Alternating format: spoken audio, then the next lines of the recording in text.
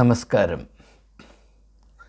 ഈ വീഡിയോയിൽ യേശുവിനെ നാം എപ്രകാരമാണ് മനസ്സിലാക്കേണ്ടത്, അല്ലെങ്കിൽ സുവിശേഷങ്ങളുടെ വെളിച്ചത്തിൽ യേശു എന്ന അത്ഭുത വ്യക്തിത്വം നാം മനസ്സിലാക്കാൻ ശ്രമിക്കുമ്പോൾ നമുക്ക് ലഭിക്കുന്ന അറിവ്, ഉൾക്കാഴ്ച എന്താണ് എന്നതിൻ്റെ ഒരു പ്രാരംഭമായ ചിന്തയാണ് ഉൾപ്പെടുത്തിയിരിക്കുന്നത്. അതിൻ്റെ തുടക്കമായി 4-ാമത്തെ സുവിശേഷമായ യോഹന്നാൻ്റെ സുവിശേഷം, പല കാരണങ്ങളാലും ശ്രദ്ധേയമായ പ്രത്യേകതയുള്ള സുവിശേഷം. അതിൽ യേശുവിനെ ചിത്രീകരിച്ചിരിക്കുന്നത്, അല്ലെങ്കിൽ നമുക്ക് പരിചയപ്പെടുത്തുന്നത്, യേശു ജീവൻ്റെ വെളിച്ചം എന്ന ആശയത്തോടെയാണ്. Jesus is the light of life. എന്തുകൊണ്ടാണ് യോഹന്നാൻ ഇപ്രകാരമുള്ള ശ്രദ്ധേയമായ സാർവലൗകികമായ ഒരു ആത്മീയ ചിഹ്നം പ്രത്യേകിച്ച് എടുത്തു കാട്ടിക്കൊണ്ട് യേശുവിനെ പരിചയപ്പെടുത്തുവാൻ ശ്രമിക്കുന്നത്? നമുക്കറിയാം, ലോകത്തിലെ എല്ലാ ധാർമ്മികവും ആധ്യാത്മികവുമായ ബോധങ്ങളിൽ വെളിച്ചം എന്ന് പറയുന്ന പ്രതീകം വളരെ ദൃശ്യമായി, സ്പഷ്ടമായി, എല്ലാവർക്കും പെട്ടെന്ന് കാണാവുന്ന വിധത്തിൽ, എല്ലാവരുടെയും ശ്രദ്ധ ആകർഷിക്കുന്ന വിധത്തിൽ സ്ഥിതി ചെയ്യുന്നുണ്ട്. അപ്പോൾ വെളിച്ചം എന്ന ആശയത്തോട് മനുഷ്യൻ്റെ, ലോകത്തെമ്പാടുമുള്ള മനുഷ്യരുടെ ഉള്ളിൽ ഒരു പ്രത്യേകമായ പ്രതിപത്തിയുണ്ട്. അതിൻ്റെ പ്രധാനപ്പെട്ട കാരണം, ശാസ്ത്രീയമായി പോലും ജീവൻ്റെ രഹസ്യം ഭൗതികമായി നാം നോക്കുമ്പോൾ വെളിച്ചത്തിൽ വേരൂന്നി നിൽക്കുന്നു. വെളിച്ചമില്ല എങ്കിൽ ജീവനില്ല. എന്നാൽ ഇപ്പോൾ സൂര്യപ്രകാശം കൊണ്ട് ഭൂമിയുടെ പരപ്പിൽ വിവിധ തരത്തിലുള്ള ജീവജാലങ്ങൾ അല്ലെങ്കിൽ ജീവിതത്തിൻ്റെ പ്രതിഭാസങ്ങൾ നിലനിൽക്കുന്നു. അത് ഭൗതികമായ ജീവിതം നിലനിൽക്കുന്നു. അതുപോലെ തന്നെ മനുഷ്യൻ്റെ ആത്മീയ ജീവിതം ദൈവം എന്ന വലിയ വെളിച്ചത്തിൽ, കാലാതീതമായ വെളിച്ചത്തിൽ ഊന്നി നിൽക്കണം എന്ന അറിവോടുകൂടെയാണ് വേദപുസ്തകം ആരംഭിക്കുന്നത് എന്ന് നിങ്ങൾക്കറിയാം. ഉൽപ്പത്തി പുസ്തകം 1-ാം അധ്യായത്തിൻ്റെ 3-ാം വാക്യത്തിൽ വെളിച്ചമുണ്ടാകട്ടെ എന്ന് ദൈവം കൽപ്പിച്ചു, വെളിച്ചമുണ്ടായി. അത് ഭൗതികമായ വെളിച്ചമല്ല എന്ന് ആ ഒരു അധ്യായം അല്പം ശ്രദ്ധിച്ച് വായിക്കുന്നവർക്ക് മനസ്സിലാകും. ദൈവ വ്യക്തിത്വത്തിൻ്റെ മനുഷ്യരുടെ ഭാഷയിൽ അവതരിപ്പിക്കാവുന്ന ഏറ്റവും മഹനീയമായ ആവിഷ്കാരമാണ് വെളിച്ചം എന്ന ആശയം. പക്ഷേ ആ വെളിച്ചം രണ്ട് തരത്തിലുണ്ട്. ഭൗതികമായ വെളിച്ചമുണ്ട്, അഭൗമമായ വെളിച്ചമുണ്ട്. ആ അഭൗമമായ വെളിച്ചമാണ് ദൈവത്തിൻ്റെ വ്യക്തിത്വത്തെ പ്രതിനിധീകരിക്കുന്നത്. അതിന് പരിമിതിയുണ്ട്, പക്ഷേ അതിനപ്പുറത്ത് കടന്ന് പ്രതിപാദിക്കുവാൻ മനുഷ്യൻ നിർമ്മിച്ച ഭാഷയ്ക്ക് സാധ്യമല്ലാത്തത് കൊണ്ട് നമുക്ക് ചെന്നെത്താവുന്നതിൻ്റെ ഏറ്റവും ഉയരത്തിൽ ചെന്ന് ദൈവം എന്താണ് എന്ന് ചിന്തിക്കുമ്പോൾ മനുഷ്യരാശി ചരിത്രത്തിൽ മുഴുവനും ഒന്നുപോലെ പറയുന്നത് ദൈവം അഭൗമമായ വെളിച്ചമാണ്. അപ്പോൾ അതുകൊണ്ടാണ് യേശുവിനെ ജീവൻ്റെ വെളിച്ചം എന്ന് പറയുന്നത്. ജീവൻ്റെ ഉറവിടം ദൈവമാണ്, ആ ദൈവം വെളിച്ചമാണ്. അങ്ങനെയെങ്കിൽ മനുഷ്യത്വത്തിൻ്റെ, അല്ലെങ്കിൽ മനുഷ്യരായിരിക്കുന്ന ഈ പ്രത്യേകമായ അവസ്ഥയുടെ ഏറ്റവും അനിവാര്യമായ അവസ്ഥ, അത് ക്വിൻറ്റെസൻസ് എന്ന് പറയും, അത് ജീവൻ്റെ വെളിച്ചമായിരിക്കണം. അതപ്രകാരം തന്നെ ആയതുകൊണ്ടാണ് യേശു പറഞ്ഞത്, നിങ്ങൾ ലോകത്തിൻ്റെ വെളിച്ചമാകുന്നു. നാം ലോകത്തിൻ്റെ വെളിച്ചമാകണമെങ്കിൽ നാം ജീവൻ്റെ വെളിച്ചമായെങ്കിൽ മാത്രമേ സാധ്യമാകുകയുള്ളൂ. അതെന്തുകൊണ്ടാണ് എന്ന് നമുക്ക് അല്പം ഒന്ന് പരിശോധിക്കാം. ലോകം മനുഷ്യജാതിയുടെ ചരിത്രത്തിൽ രണ്ട് തരത്തിലുള്ള സാധ്യതകൾ എപ്പോഴും സ്ഥിതി ചെയ്യുന്നുണ്ട് എന്ന് നമുക്കറിയാം. ഒന്ന് മരണത്തിലേക്കുള്ള വഴി, മറ്റേത് ജീവനിലേക്കുള്ള വഴി. ഇത് കർത്താവ് യേശുക്രിസ്തു പർവ്വതപ്രസംഗത്തിൽ പറയുന്നതാണ്. രണ്ട് വഴികൾ നിങ്ങളുടെ മുൻപിലുണ്ട്, ഇടുങ്ങിയ വഴി, വിശാലമുള്ള വഴി. വിശാലമുള്ള വഴിയെ പോകുന്നത് നാശത്തിലേക്കാണ്, ഇടുങ്ങിയ വഴി ജീവനിലേക്കാണ്. അപ്പോൾ ലോകം തിരഞ്ഞെടുക്കുന്ന വഴി വിശാലമാണ്. വിശാലമെന്ന് പറയുമ്പോൾ അവിടെ നാം മനസ്സിലാക്കേണ്ടത് നമുക്ക് ഏറ്റവും പരിചയമുള്ള വഴി, നാം ചെറുപ്പം മുതലേ പരിശീലിപ്പിക്കപ്പെട്ടതനുസരിച്ച് ഏറ്റവും അഭികാമ്യമെന്ന് നമുക്ക് തോന്നാവുന്ന വഴി വിശാലമാണ്. വഴി വിശാലമാണ് എന്ന് നമുക്ക് തോന്നുകയാണ്. അത് യഥാർത്ഥത്തിൽ വിശാലമല്ല. അത് വിശാലമാണെന്നൊരു പ്രതീതി നമ്മൾ സ്ഥിതി ചെയ്യുന്നത് ചെറുപ്പം മുതൽ നാം പ്രാപിക്കുന്ന പരിശീലനം കൊണ്ടും അത് സംഭവിക്കുന്ന അല്ലെങ്കിൽ അത് നമ്മൾ ജനിപ്പിക്കുന്ന മനോഭാവം കൊണ്ടുമാണ്. എന്നാൽ അത് സത്യത്തിന് നിരക്കുന്നതല്ല എന്നത് ആ പ്രസ്താവനയിൽ തന്നെ ഉണ്ട്. കാരണം ഈ വിശാലതയുള്ള വഴി ചെന്ന് അവസാനിക്കുന്നത് ഏറ്റവും ഇടുങ്ങിയ നിത്യമായ മരണത്തിലാണ്. അപ്പോൾ അതൊരു പ്രതീതി മാത്രമായിരുന്നു എന്ന് തിരിച്ചറിയുവാൻ ഒരു പ്രയാസവുമില്ല. എന്നാൽ ജീവനിലേക്ക് ഒരു വഴിയുണ്ട്. അത് ഇപ്പോൾ നമ്മുടെ കണ്ണിൽ കൂടെ നോക്കുമ്പോൾ അത് ഇടുങ്ങിയതാണെന്ന് തോന്നും. കാരണം ഇവിടെ പ്രത്യേകമായി നാം ശ്രദ്ധിക്കണം, മാതാപിതാക്കന്മാർ പ്രത്യേകം ശ്രദ്ധിക്കണം. നാം ജനിച്ചപ്പോൾ തൊട്ടേ നമുക്ക് ലഭിച്ചുകൊണ്ടേയിരിക്കുന്ന പരിശീലനവും താരിപ്പും അറിവും അനുസരിച്ച് ഈ വഴി ഇടുങ്ങിയതാണ് എന്ന് പറയുമ്പോൾ ഈ ഭൂമിയുടെ പരപ്പിൽ മനുഷ്യൻ അവൻ്റെ ബുദ്ധി കൊണ്ടും കഴിവ് കൊണ്ടും സൃഷ്ടിച്ചിരിക്കുന്ന എല്ലാ വ്യവസ്ഥിതികളും അതിൽ നിശ്ചയമായും മതം ഉൾപ്പെടും, സംശയിക്കേണ്ട. ആത്മീയതയും മതവും തമ്മിലുള്ള വ്യത്യാസം ദയവായി നമ്മൾ തിരിച്ചറിയണം. ആത്മീയത മനുഷ്യൻ്റെ അവസ്ഥയിലുള്ള ദൈവത്തിൻ്റെ ഇടപെടലാണ്. ആവർത്തിക്കുന്നു, ആത്മീയത മനുഷ്യൻ്റെ അവസ്ഥയിലുള്ള ദൈവത്തിൻ്റെ ഇടപെടലാണ്. Spirituality is God's intervention in the condition of human kind.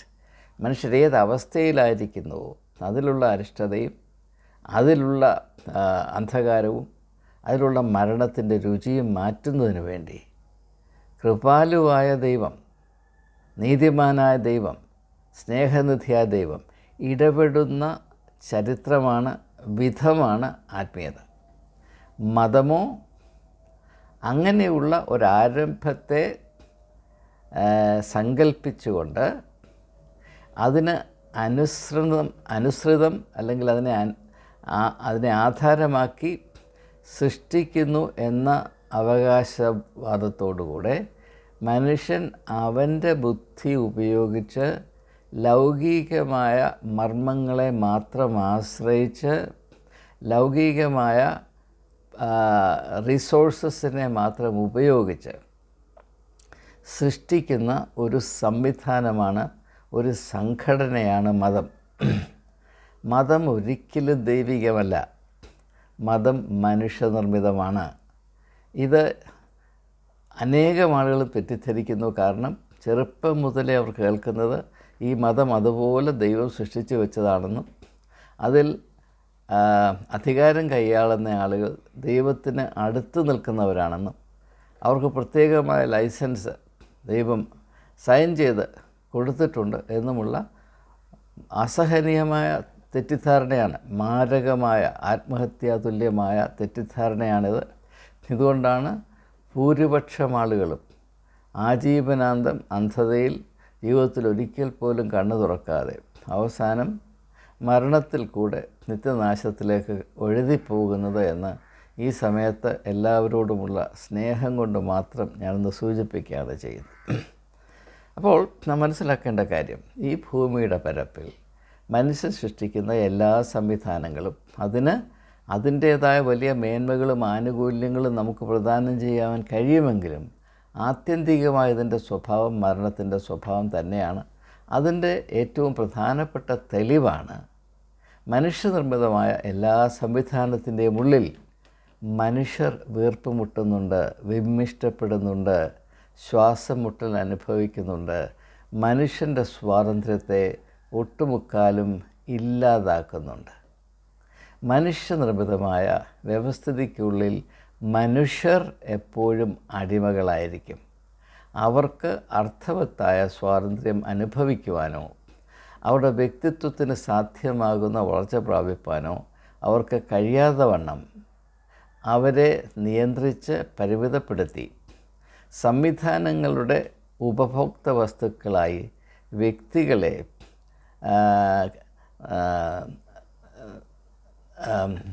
Limit ചെയ്ത് പരിമിതപ്പെടുത്തി വിറങ്ങലിപ്പിച്ച് ഇപ്പം ശവം മോർച്ചറി വെച്ചിരിക്കുന്നത് പോലെ ജീവനുള്ള ശരീരങ്ങൾ വെച്ചിരിക്കാനുള്ള മോർച്ചറി ആയിട്ടാണ് ലോക സംവിധാനങ്ങൾ ഒട്ടുമുക്കാലും പ്രവർത്തിക്കുന്നത്. അതിന് വ്യത്യസ്തമായ വാസ്തവത്തിൽ ഒരു സംവിധാനവും ഒരു സംഘടനയും ഒരു സ്ഥാപനവുമില്ല എന്നതാണ് ചരിത്രവും അനുഭവവും എന്നെ പഠിപ്പിക്കുന്നത്. അപ്പോൾ അങ്ങനെയുള്ള ഒരു സാഹചര്യത്തിൽ നാം ഇനി വ്യക്തമായി മനസ്സിലാക്കണം എന്തുകൊണ്ടാണ് ദൈവം ഇടപെടുന്നത് എന്ന് ഞാൻ പറയാൻ പോവുകയാണ്. ഇങ്ങനെയുള്ളൊരു സ്ഥാപനം, ഇങ്ങനെയൊരു വ്യവസ്ഥിതി, ഇങ്ങനെയുള്ളൊരു അനുഭവം, ഇങ്ങനെയൊരു അവസ്ഥ ദൈവത്തിൻ്റെ കണ്ണിൽ കൊണ്ട് നോക്കുമ്പോൾ എന്താണ് തികച്ചും അസ്വീകാര്യമായി തീരുന്നത്? ഇത് മനസ്സിലാക്കേണ്ടതിന് വേണ്ടിയാണ് വേദപുസ്തകത്തിൻ്റെ ആദ്യത്തിൽ പറയുന്നത് നമ്മെ മനുഷ്യരെ എല്ലാവരെയും, ക്രിസ്ത്യാനികളെ മാത്രമല്ല എല്ലാവരെയും ദൈവം സ്വന്തം രൂപത്തിലും സാദൃശ്യത്തിലും സൃഷ്ടിച്ചു എന്ന് പറയുമ്പോൾ മനുഷ്യ വ്യക്തിത്വത്തിൽ ഉണ്ടാകേണ്ട അവർണ്ണനീയമായ മാഹാത്മ്യം, അതിരില്ലാത്ത സാധ്യതകൾ, അഭൗമമായ സ്വഭാവങ്ങൾ അവ പ്രാപിക്കാതെ നമുക്ക് വാസ്തവത്തിൽ മനുഷ്യരായി എന്ന ഒരു അവസ്ഥയും അതിൻ്റേതായ അന്തസ്സും മാഹാത്മ്യവും നിർവൃതിയും അനുഭവിപ്പാൻ സാധ്യമാകുകയുള്ളൂ. എന്നാൽ ദുഃഖകരമെന്ന് പറയട്ടെ, ഈ ഭൂമിയിൽ ഭൂരിപക്ഷം ആളുകളും ഈ അനുഗ്രഹിക്കപ്പെട്ട അവസ്ഥയിൽ നിന്ന് ദൂരീകരിച്ച് കഴിയുന്നവരാണ്. അവർക്ക് ഈ അവസ്ഥ പ്രാപിക്കുവാൻ അവകാശമില്ല, അവസരമില്ല, സ്വാതന്ത്ര്യമില്ല.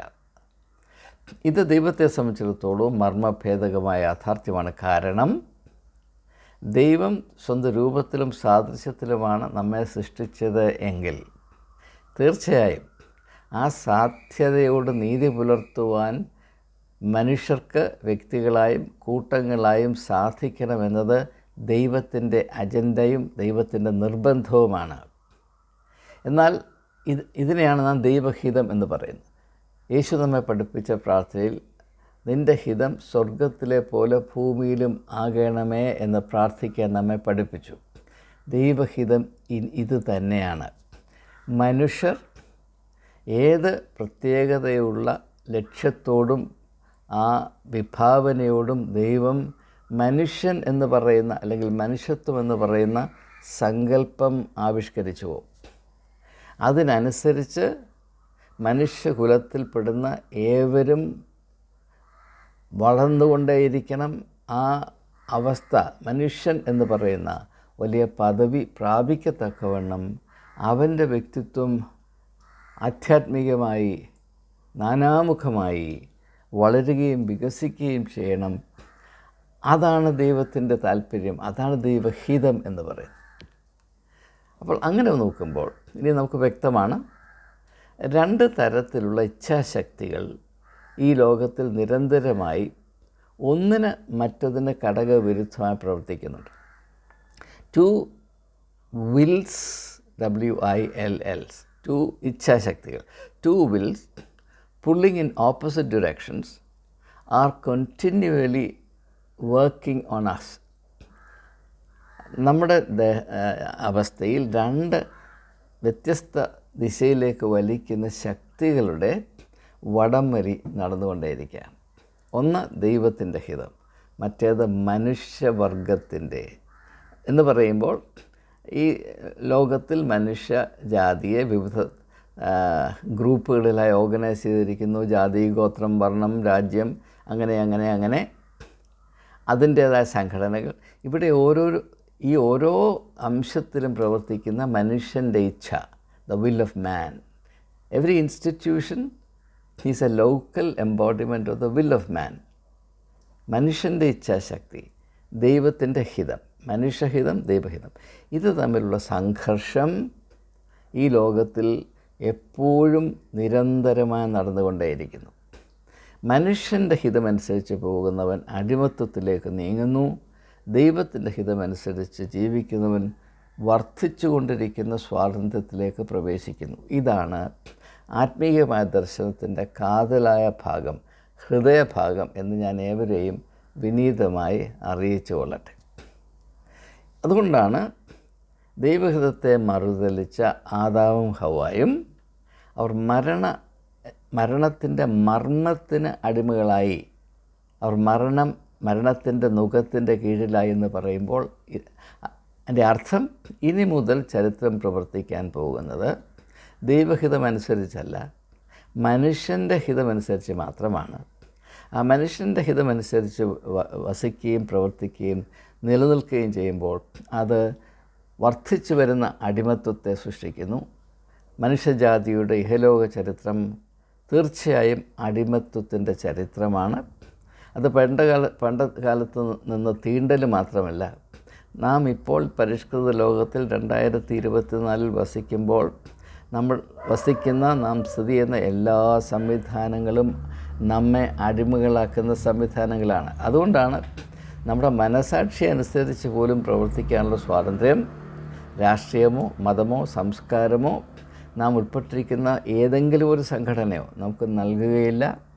മറ്റുള്ളവരുടെ ഇച്ഛയ്ക്കും താല്പര്യങ്ങളും അനുസരിച്ച് നാം തുള്ളിയില്ലെങ്കിൽ നമ്മെ അടിച്ചു പുറത്താക്കും.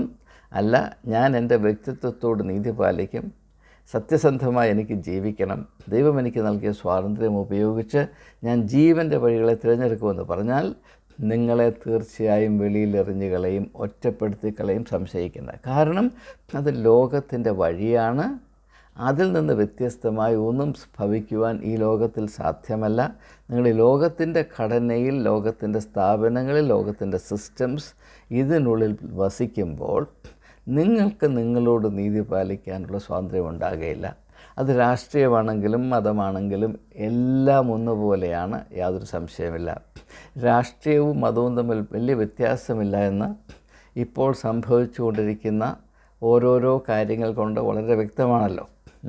മെത്രാന്മാരും രാഷ്ട്രീയ നേതാക്കന്മാരും തമ്മിലുള്ള പ്രേമം, രാഷ്ട്രീയക്കാരെ പ്രീതിപ്പെടുത്താൻ സഭാ നേതൃത്വം പെടുന്ന പാട്, മെത്രാന്മാരെ പോക്കറ്റിടാൻ രാഷ്ട്രീയ നേതാക്കന്മാരും പാട്ടുകൾ നടത്തുന്ന കായികാഭ്യാസങ്ങൾ, ഇതൊക്കെ നാം കണ്ടുകൊണ്ടിരിക്കുകയാണ്.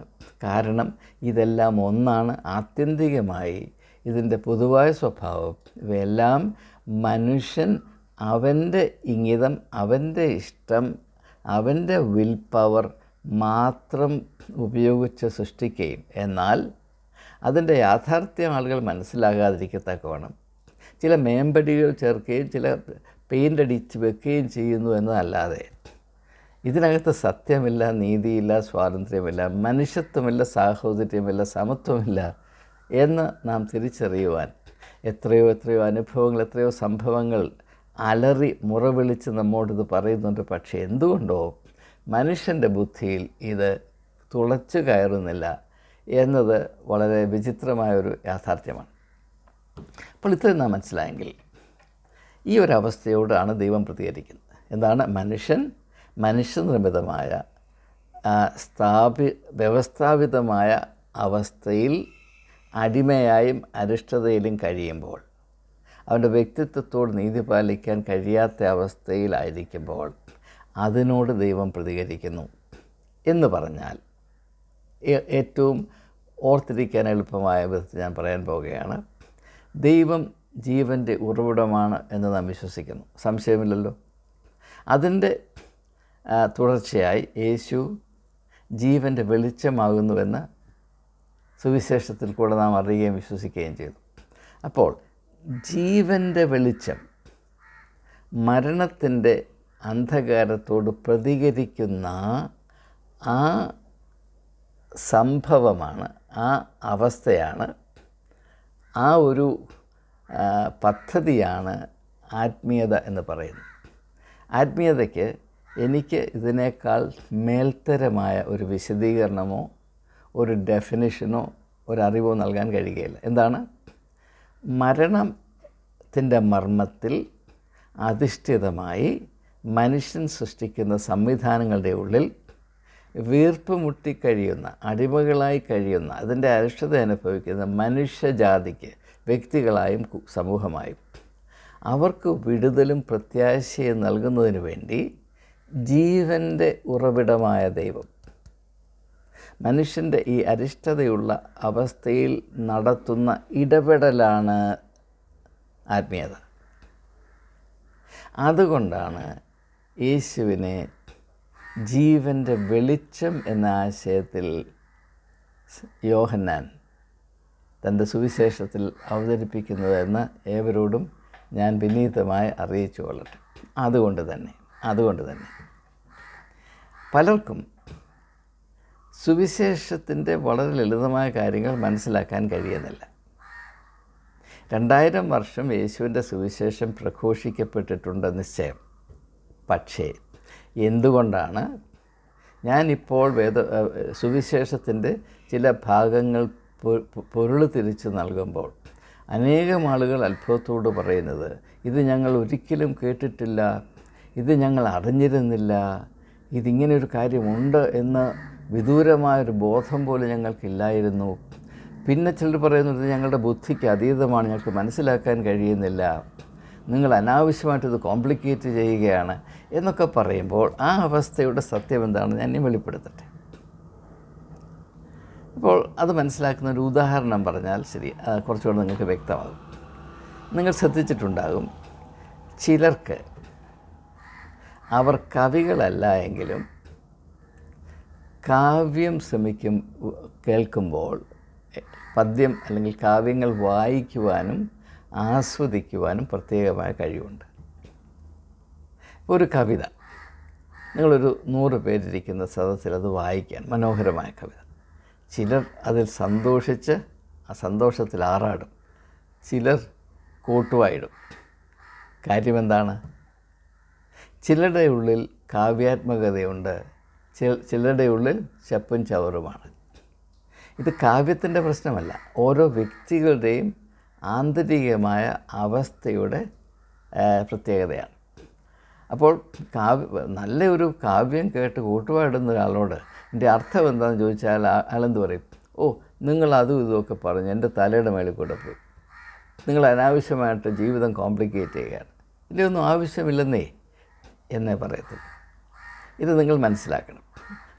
മറ്റൊരു ഉദാഹരണം പറഞ്ഞാൽ, ലോകത്തിലെ ഏറ്റവും പ്രസിദ്ധമായ ഒരു പടം, അത് റെംബ്രാൻഡിൻ്റെ ആയിക്കോട്ടെ, റഫേലിൻ്റെ ആയിക്കൊള്ളട്ടെ, ഓൾബ്രക്റ്റ് ഡ്യൂററുടെ ആയിക്കൊള്ളട്ടെ, അല്ലെങ്കിൽ കേരളത്തിലെ രാജാ രവിവർമ്മയുടെ ആയിക്കൊള്ളട്ടെ, അത് 10 പേരെ കാണിക്കാം. അതിൽ 1-2 പേർ അത് അന്താളിച്ച് നിന്ന് അതിൻ്റെ മനോഹാരിത കണ്ട് സ്വയം മറന്നു നിന്ന് പോകും. 7-8 പേര് നടന്നു പോകും, ഇതിലെന്തോ ഇരിക്കുന്നു. അത് നിങ്ങൾ കാണിച്ച പെയിൻറ്റിങ്ങിൻ്റെ പരിമിതിയല്ല, അയ്യേ എന്ന് പറഞ്ഞ് നടന്നു പോകുന്ന അതിൻ്റെ ഉള്ളിൽ കലാബോധമില്ലാത്തത് കൊണ്ട് സംഭവിക്കുന്നതാണ്. അപ്പോൾ ഇത് നാം മനസ്സിലാക്കിയെങ്കിൽ നാം ഇനി സുവിശേഷത്തിലേക്ക് വരുമ്പോൾ, സുവിശേഷം ഞാൻ സൂചിപ്പിച്ചതുപോലെ ജീവൻ്റെ വെളിച്ചം മരണത്തിൻ്റെ അന്ധകാരത്തിലിരിക്കുന്ന ജനങ്ങളോട് പ്രതികരിക്കുന്നതിൻ്റെ ആ അവസ്ഥയാണ് എന്ന് ഞാൻ സൂചിപ്പിച്ചു. ആ ഒരു സംവാദമാണെന്ന് സൂചിപ്പിച്ചു. അതുകൊണ്ട് തന്നെ ജീവൻ്റെ മർമ്മങ്ങളെ മരണത്തിൻ്റെ മർമ്മത്തിന് അതീതമായ മനുഷ്യൻ്റെ മനസ്സുകൊണ്ട് പരതി നോക്കിയാൽ, അരിച്ചുപറിച്ച് നോക്കിയാൽ മനസ്സിലാകുകയില്ല. അത് ആ ആശയങ്ങളുടെ കുഴപ്പമല്ല. ഈ ആശയങ്ങളെ മനസ്സിലാക്കാൻ സാധ്യവുമല്ല, അതുകൊണ്ട് പ്രയോജനവുമില്ല എന്ന് പറയുന്ന ആളുകൾ ഏത് തട്ടത്തിൽ നിൽക്കുന്നു അതിൻ്റെ പ്രയാസമാണ്. അവിടെ നിന്നുകൊണ്ട് ഈ സത്യത്തെ അല്ലെങ്കിൽ ഇങ്ങനെയുള്ള സത്യങ്ങളെ തിരിച്ചറിയുവാൻ സാധ്യമല്ല. ഇത് ഞാൻ മനസ്സിലാക്കിയത് എൻ്റെ അനുഭവത്തിൽ കൂടെയാണ്. ഞാൻ 1990-99 കാലഘട്ടത്തിൽ എനിക്ക് ക്രിസ്ത്യൻ മെഡിക്കൽ കോളേജ് വെല്ലൂരിൽ നിന്ന് ഒരു ഇൻവിറ്റേഷൻ വന്നു. അവിടെ അന്ന് HIV എയ്ഡ്സിനെ പറ്റി ഗവേഷണം ചെയ്യുവാനും അതിനെപ്പറ്റി പബ്ലിസിറ്റി, ജനങ്ങളെ ബോധവൽക്കരിക്കാനുമായിട്ടൊരു എയ്ഡ്സ് വർക്കിംഗ് ടീം ഉണ്ടാക്കി. അത് അന്നത്തെ ക്രിസ്ത്യൻ മെഡിക്കൽ കോളേജ് വെല്ലൂരിൻ്റെ വൈറോളജി വിഭാഗത്തിൻ്റെ തലവനായിരുന്ന ഡോക്ടർ ജേക്കബ് ടി ജോൺ, ഒരു പക്ഷേ വൈറോളജിയിൽ ഇന്ത്യയുടെ ചരിത്രത്തിൽ അദ്ദേഹത്തെക്കാൾ പ്രഗത്ഭനായ ഒരു ഡോക്ടർ ഉണ്ടായിട്ടില്ല എന്നാണ് ഞാൻ വിശ്വസിക്കുന്നത്. അപ്പോൾ അദ്ദേഹം എന്നെ വിളിച്ചിട്ട് പറഞ്ഞു, ഇങ്ങനെ ഒരു ടീമുണ്ട്, അതിൻ്റെ തിയോളജിക്കൽ കൺസൾട്ടൻ്റായിട്ട് താങ്കൾക്ക് ഞങ്ങളുടെ കൂടെ ചേരാമോ? ഞാൻ വളരെ സന്തോഷത്തോടുകൂടെ സമ്മതിച്ചു. അടുത്ത 5-6 വർഷം ഞാൻ രാവും പകലുമില്ലാതെ അധ്വാനിച്ചു. അപ്പോൾ ഞാൻ ആരംഭിക്കുമ്പോൾ HIV AIDS എന്താണെന്നതിൻ്റെ ബാലപാഠം പോലും എനിക്ക് അറിഞ്ഞുകൂടാ. പക്ഷേ ആ ഒരു ദൗത്യത്തിലേക്ക് പ്രവേശിച്ചപ്പോൾ അന്ന് വരെ ഉണ്ടായിരുന്ന ഇതിനെപ്പറ്റിയുള്ള ലിറ്ററേച്ചർ മുഴുവൻ ഞാൻ വായിച്ചു, നടക്കുന്ന ഗവേഷണത്തെപ്പറ്റി പഠിച്ചു. നിരന്തരമായ അധ്വാനത്തിൽ കൂടെ അതിൻ്റെ ഏതാണ്ട് ആ കൊടുമുടി കയറുവാൻ ദൈവം എനിക്ക് കൃപ നൽകി. ആ അവസ്ഥയിൽ എൻ്റെ മനസ്സിൽ ഏറ്റവും താഴമായി പതിച്ചത് ഈ HIV AIDS പെട്ടുപോകുന്ന ജീവിതങ്ങളുടെ അരിഷ്ടതയാണ്. അവർക്ക് വേണ്ടത് ആശ്വാസമാണ്, അവർക്ക് വേണ്ടത് പ്രത്യാശയാണ്. ആ ഒരവസ്ഥയിലായി പോകുന്ന ഓരോ വ്യക്തിയും അനുഭവിക്കുന്നത് അസഹനീയമായ കുറ്റബോധമാണ്.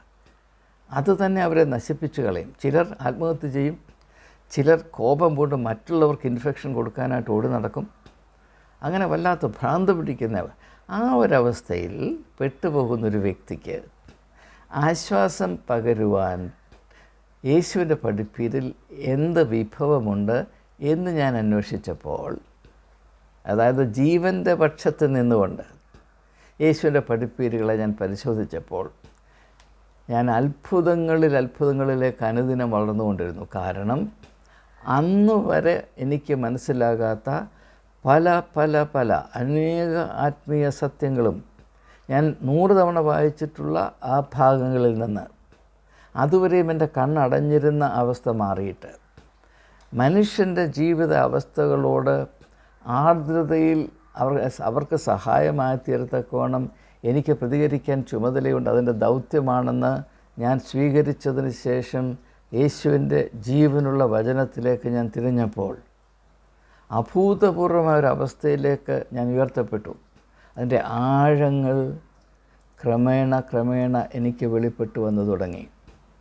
വേദപുസ്തകവും പ്രത്യേകിച്ച് യേശുവിൻ്റെ പഠിപ്പീരുമായുള്ള എൻ്റെ പ്രത്യേകമായ ബന്ധത്തിൻ്റെ ആരംഭം അത്ഭുതമെന്ന് പറയട്ടെ. ഞാൻ HIV AIDS മേഖലയിൽ ജോലി ചെയ്യാൻ വോളണ്ടിയറായി, പെയ്ഡ് ജോലിയല്ല,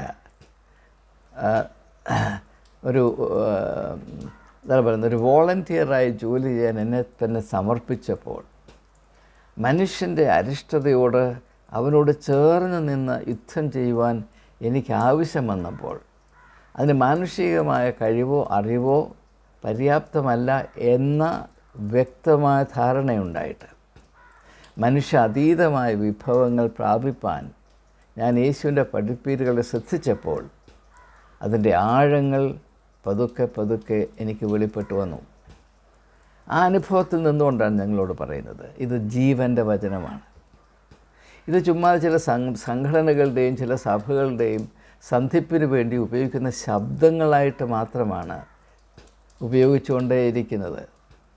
അതുകൊണ്ട് തന്നെ യേശുവിൻ്റെ പഠിപ്പീരുകളുടെ അർത്ഥമോ ആഴമോ അറിയുവാനുള്ള സാഹചര്യം ഒരു സഭയിൽ നിന്നും, ഞാൻ സഭകളെ കൊച്ചാക്കാൻ പറയുന്നില്ല, സത്യമായതുകൊണ്ട് പറയാതിരിക്കാൻ നിവൃത്തിയില്ല, ഒരു സഭയിൽ നിന്നും നിങ്ങൾക്ക് ഈ അറിവ് പ്രാപിപ്പാൻ സാധ്യമല്ല. ഞാനിത് പറയുന്നത് എന്തിനാണ്? സഭകളെ കൊച്ചാക്കാനല്ല. പിന്നെയോ നിങ്ങൾക്ക് നിങ്ങളുടെ വ്യക്തിത്വത്തോടും ജീവനോടും നീതി പാലിക്കണമെങ്കിൽ, ദൈവത്തോട് ഉത്തരവാദിത്വ ബോധമുള്ള കാര്യവിചാരകത്വം പാലിപ്പാൻ നിങ്ങൾക്ക് താല്പര്യമുണ്ടെങ്കിൽ നിങ്ങൾ സ്വന്തമായി അന്വേഷിക്കണം. പക്ഷേ അങ്ങനെ അന്വേഷിക്കുമ്പോൾ നിങ്ങൾക്ക് മനസ്സിലാകും, നിങ്ങൾ ഇന്നുവരെയും പ്രാപിച്ച പരിശീലനം ജീവൻ്റെ മർമ്മം ആയിരുന്നില്ല, മറ്റെന്തോ ആയിരുന്നു. അതുകൊണ്ട് എനിക്ക് ഇങ്ങനെയുള്ള കാര്യങ്ങൾ മനസ്സിലാക്കാൻ ഇപ്പോൾ സാധിക്കുന്നില്ല. പക്ഷേ നിങ്ങൾ പ്രത്യാശ കൈവിടരുത്.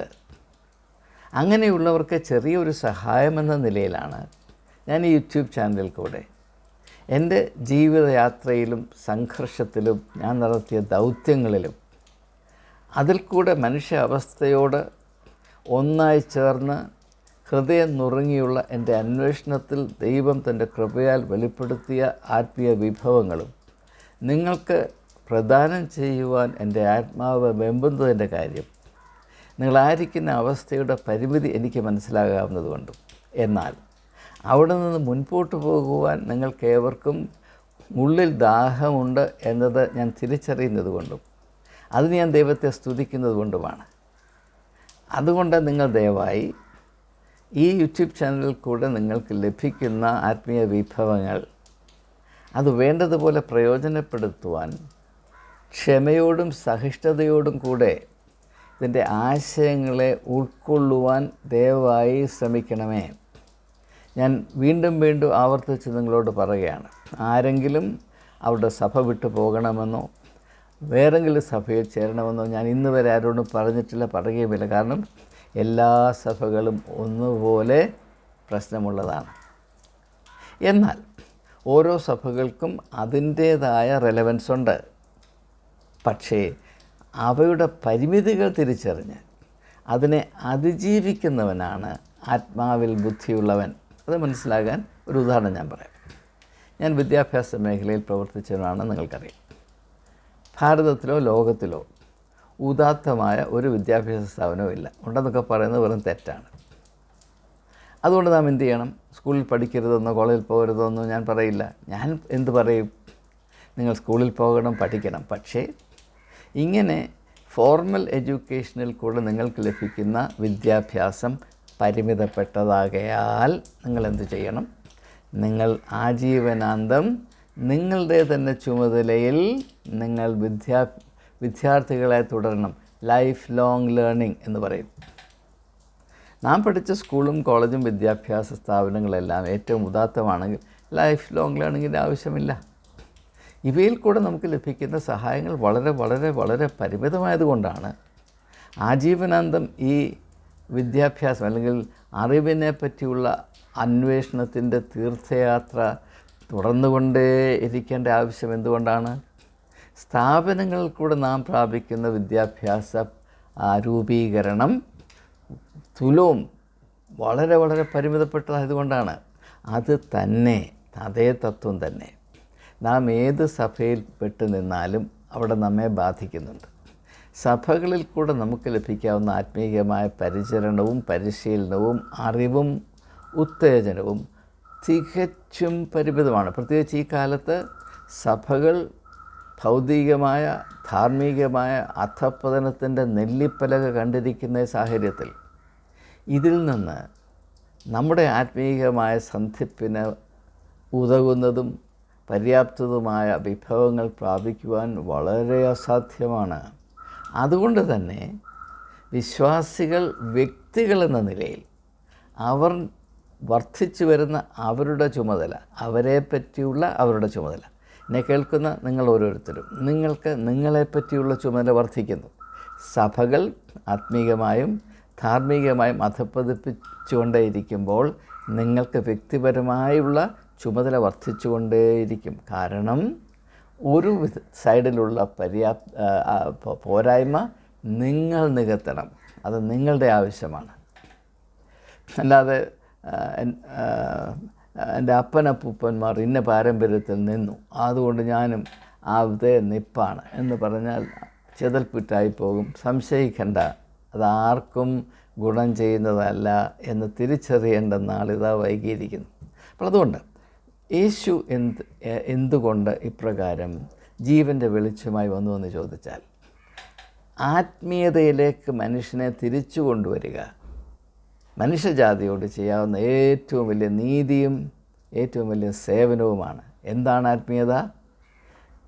മരണ കേന്ദ്രീകൃതമായി മനുഷ്യൻ അവൻ്റെ ഇച്ഛാശക്തി കൊണ്ട് സൃഷ്ടിക്കുന്ന എല്ലാ സംവിധാനങ്ങളുടെയും ഉള്ളിൽപ്പെട്ട് നട്ടം തിരിയുന്ന വ്യക്തികൾക്ക് ജീവൻ്റെ ആശ്വാസം പ്രദാനം ചെയ്യുവാൻ ദൈവം ജീവൻ്റെ ഉറവിടമാകയാൽ എല്ലാ വ്യക്തികളെയും ദൈവം സ്വന്തം രൂപത്തിലും സാദൃശ്യത്തിലും സൃഷ്ടിച്ചിരിക്കയാൽ അവരെ ജീവനിലേക്ക് തിരിച്ചു കൊണ്ടുവരുവാനുള്ള ദൈവത്തിൻ്റെ ഇടപെടലാണ് നസറേയനായ യേശു. അപ്പോൾ ആ ഒരു വ്യക്തിത്വത്തെ മനസ്സിലാകണമെങ്കിൽ, അവൻ്റെ പഠിപ്പീരുകൾ നമുക്ക് വേണ്ട വിധത്തിൽ ബോധ്യമാകണമെങ്കിൽ, അവൻ നൽകുന്ന ആത്മീയമായ ദർശനം എന്താണ് എന്ന് ഉൾക്കൊള്ളുവാൻ നമുക്ക് ഇടയാകണമെങ്കിൽ, അല്ല, യേശുവിൻ്റെ ഭാഷയിൽ പറഞ്ഞാൽ നാം അവനിലും അവൻ നമ്മളിലുമാകണമെങ്കിൽ,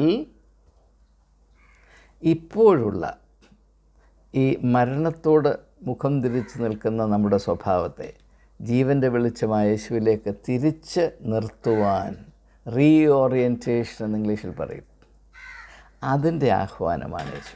അതുകൊണ്ടാണ് യേശു അന്ന് നിലവിലിരുന്ന മതസംവിധാനത്തോട് സന്ധിയില്ലാത്ത സമരം നടത്തിയത് എന്ന് നിങ്ങൾ സുവിശേഷം വായിച്ചാൽ മനസ്സിലാകും. ക്രിസ്ത്യാനികൾ പൊതുവെ ധരിച്ചിരുന്നത്, ഇന്നും ധരിച്ചിരിക്കുന്നത്, യേശു യഹൂദ മതത്തിൻ്റെ ഒരു ഇച്ചിരൂടെ നല്ല ഒരു വേർഷൻ അവതരിപ്പിച്ചു. അങ്ങനെയല്ല. നിങ്ങൾ സുവിശേഷം വായിക്കുമെങ്കിൽ പ്രത്യേകമായി ശ്രദ്ധിക്കുക, Jesus placed himself in opposition to the Judaic religious structure. യഹൂദ മത സംവിധാനത്തിനോടും അതിൻ്റെ മേൽക്കോയ്മ കൈയാളിയിരുന്ന പുരോഹിത വർഗത്തോടും തികച്ചും വിരുദ്ധമായ നിലപാടും കാഴ്ചപ്പാടും സമീപന രീതിയും ശുശ്രൂഷയുമാണ് യേശു നിലനിർത്തിയത് എന്ന് അത് വേണ്ടതുപോലെ ക്രിസ്ത്യാനി ഇന്നും തിരിച്ചറിഞ്ഞിട്ടില്ല. ഇന്ന് യേശു വന്നാൽ 2000 വർഷത്തിന് മുമ്പ് ആരംഭിച്ച ശുശ്രൂഷ ഇപ്പോഴാണ് ആരംഭിക്കുന്നതെങ്കിൽ ഇപ്പോൾ സ്ഥിതി ചെയ്യുന്ന മതസംവിധാനത്തിന് എതിരായിട്ടായിരിക്കും യേശു നിലപാടെടുക്കുന്നത്. യാതൊരു സംശയവും വേണ്ട. ആ മർമ്മം തിരിച്ചറിയാത്തവർ യേശുവിൻ്റെ ദൗത്യത്തെയോ അവൻ്റെ പഠിപ്പീരുകളെയോ സുവിശേഷങ്ങളെയോ മനസ്സിലാക്കുന്നവരല്ല സത്യം. അതുകൊണ്ട് ഇനിയും യേശുവിൻ്റെ പഠിപ്പീരുകളെ അന്വേഷിച്ചിട്ടുള്ള, അതിൻ്റെ അർത്ഥവും വ്യാപ്തിയും അന്വേഷിച്ചിട്ടുള്ള നമ്മുടെ യാത്രയിൽ വ്യക്തത വരേണ്ടതിന് ഈ ഒരു മർമ്മം വളരെ ആവശ്യമാണ്. അതിൽ വ്യക്തതയുണ്ടാകണം. യേശുവിനെ യഹൂദ മതത്തിൻ്റെ തുടർച്ചയായി കണ്ടാൽ അവൻ്റെ ഒരു പഠിപ്പീരും പ്രത്യേകമായ ഒരു ഊന്നലും സ്വീകരിച്ച നിലപാടും, എന്തുകൊണ്ട് യേശുവും യഹൂദ മതപുരോഹിതന്മാരുമായി നിരന്തരമായ സംഘർഷമുണ്ടായി എന്ന ചരിത്ര സത്യവും ഇതൊന്നും നമുക്ക് മനസ്സിലാക്കാൻ സാധ്യമല്ല. നിങ്ങൾ 4 സുവിശേഷങ്ങളിൽ ഒരൊറ്റ സംഭവം പറയാമോ? യേശുവും അന്നത്തെ മതപുരോഹിതന്മാരുമായി സൗഹാർദ്ദമായി സംവാദം നടത്തി, അവർ സഹകരിച്ചെന്തെങ്കിലും ഒരു കാര്യം ചെയ്തു. ഒരൊറ്റ ഉദാഹരണം കാണിക്കും. എന്നാൽ ആദ്യം മുതൽ അവസാനം വരെ സംഘർഷം മാത്രമായിരുന്നു. ആ സംഘർഷം ചെന്ന് അവസാനിക്കുന്നത് കാൽവറിയിലെ കുരിശിലാണ് എന്നതിനപ്പുറത്ത് അതിനേക്കാൾ സ്പഷ്ടമായ എന്തെങ്കിലും സത്യം 4 സുവിശേഷങ്ങളിൽ കൂടെ നിങ്ങൾക്ക് പ്രാപിക്കാൻ സാധ്യമാണോ? എങ്കിലും നമ്മെ എല്ലാവരെയും ധരിപ്പിച്ചിരിക്കുന്നത് യേശു മേൽത്തരമായ ഒരു യഹൂദനായിരുന്നു എന്നതാണ്. ഇതാണ് നമുക്ക് ലഭിച്ചിരിക്കുന്ന ഏറ്റവും വലിയ തെറ്റിദ്ധാരണ. അതുകൊണ്ട് തന്നെ യേശുവിൻ്റെ ദൗത്യത്തെ മനസ്സിലാക്കുന്നതിൽ നാം പരാജയപ്പെടുന്നു. മനസ്സിലാക്കണമെന്ന് പോലും നമുക്കൊരു തോന്നലില്ല. കാരണം വ്യത്യാസമുണ്ടെങ്കിൽ മാത്രം മനസ്സിലാക്കിയാൽ പോരെ. അപ്പോൾ യേശുവിനെ നമ്മൾ അന്നത്തെ യഹൂദ ചട്ടക്കൂടിൽ നമ്മൾ വാസ്തവത്തിൽ ക്രിസ്ത്യാനികളല്ല. നാം മതപരമായ ആചാരത്തിൽ നോക്കുമ്പോൾ നമ്മൾ യഹൂദന്മാർ മാത്രമാണ്.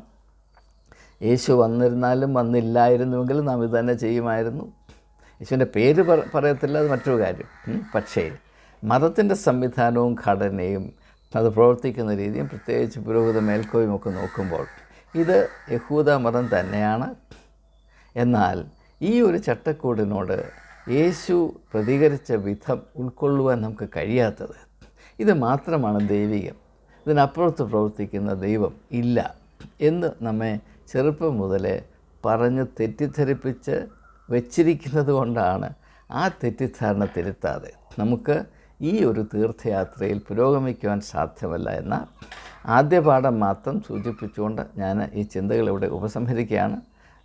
ഈ സീരീസ്, ഈ അനുബന്ധമായ ചിന്തകൾ തുടരുന്നതാണ്. യേശുവിൻ്റെ ദൗത്യത്തിൻ്റെ ഓരോ അംശവും വിശദമായി പരിശോധിച്ച് അതിൻ്റെ ആത്മീയ സത്യങ്ങൾ മനസ്സിലാക്കുവാൻ ദൈവം തൻ്റെ പരിശുദ്ധാത്മാവിനാൽ നമുക്കേവർക്കും കൃപ നൽകട്ടെ എന്ന പ്രാർത്ഥനയോടെ ഈ ചിന്തകൾ തൽക്കാലം ഉപസംഹരിക്കുന്നു. അധിക നാൾ കഴിയാതെ നാം വീണ്ടും കൂടി വരുന്നതായിരിക്കും. ഏവർക്കും ദൈവനാമത്തിൽ എൻ്റെ വന്ദനം.